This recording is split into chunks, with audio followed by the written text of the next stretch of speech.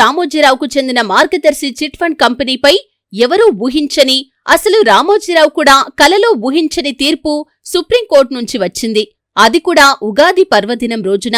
Supreme court ఇచ్చిన తీర్పు తెలుగు రాష్ట్రాల్లో సంచలనంగా మారింది. చట్టాలకు వ్యతిరేకంగా మార్గదర్శి చిట్ ఫండ్ రామోజీరావు జనం నుంచి డిపాజిట్లు సేకరించటంపై అప్పట్లో తెలంగాణ హైకోర్టు విచారణను కొట్టివేసింది. దీనిపై అప్పట్లో పిటిషన్ వేసిన మాజీ ఎంపీ ఉండవల్లి అరుణ్ కుమార్ సుప్రీంకోర్టును సవాల్ చేశారు.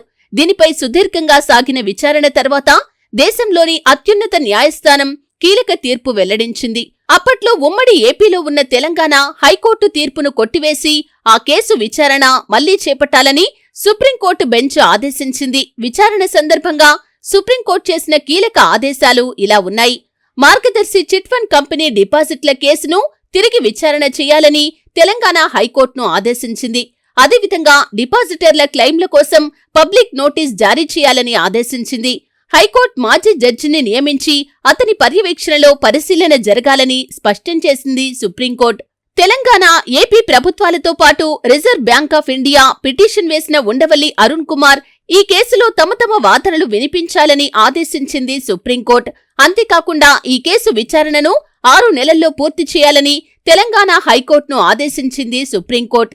సుప్రీంకోర్టు కీలక ఆదేశాలతో మార్గదర్శి చిట్ ఫండ్ కంపెనీ వ్యవహారం కీలక మలుపు తిరిగింది. ఇప్పటికే ఏపీలో మార్గదర్శిపై సిఐడి విచారణ నడుస్తుంది. మరింత లోతుగా విచారణ చేయాలన్న సుప్రీంకోర్టు ఆదేశాలతో రామోజీరావును ఏపీ సిఐడి మళ్లీ విచారణకు పిలిచే అవకాశాలు కూడా లేకపోలేదు. ఎందుకంటే ఏపీ ప్రభుత్వం కూడా ఈ కేసులో తమ వాదనలను వినిపించాల్సి ఉంటుంది కదా. మొత్తంగా క్రోధినామ సంవత్సరం ప్రారంభం రోజునే రామోజీరావుకు ఊహించని ఎదురుదెబ్బ ఇది.